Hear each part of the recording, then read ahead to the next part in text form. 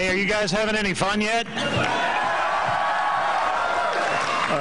Okay, good. I wanted you to know we can, even though we don't have a lot of money, we can still throw a pretty good party. Good news at last for Republicans in the great state of Minnesota. Quite a few state Republican parties have been keeping the national party leadership awake at night with their financial troubles recently. But Minnesota has been the brokest state Republican party of all. They entered the presidential election season $1 million in debt. Things, in fact, got so bad for Minnesota Republicans that they were nearly evicted from their headquarters last month. The party had not paid the rent in months. They owed $96,000 to their landlord. This month, they reached some sort of confidential deal with that landlord so they would not get kicked out. An attorney for the landlord did say publicly that the deal comes with an or-else clause, as in the Republicans have to make the rent for a change every month now, or else. But money has not been the only headache the Minnesota Republicans have been causing their party elders in Washington this year. At their caucuses in February, Minnesota Republicans rejected Mitt Romney and picked Rick Santorum instead. Mr. Romney didn't even get second place in the Minnesota caucuses. That went to Ron Paul. Mitt Romney came in third.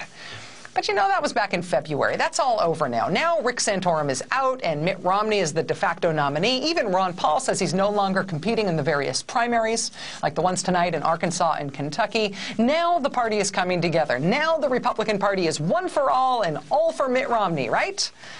Not in Minnesota. Minnesota Republicans had their convention this weekend with 13 delegates at stake. They gave 12 of their 13 delegates to Ron Paul. They would have given him all 13 of their delegates, except that one Ron Paul supporter stepped aside so a delegate for Michelle Bachmann could have that spot, which was nice. But Minnesota Republicans this weekend, 13 delegates up for grabs, 12 to Ron Paul, 1 to Michelle Bachmann, 0 to Mitt Romney.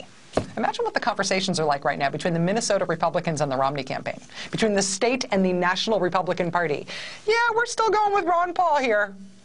While I got you on the phone, can you possibly help us out with some rent money? But I did say there is some good news for Minnesota Republicans here, and that is that the state Republicans, with their $96,000 due in back rent and their $1 million debt, the state Republican Party in Minnesota did find a way to turn the popularity of Ron Paul into more than just something that gets them in trouble with the guys at National. They turned Ron Paul's triumphant visit to their convention this weekend into a fundraiser for the state Republican Party. Lemons into lemonade. If you can't beat them, join them. And good luck winning Minnesota in November, Mitt Romney. If you need any help at the state level, perhaps hire your own.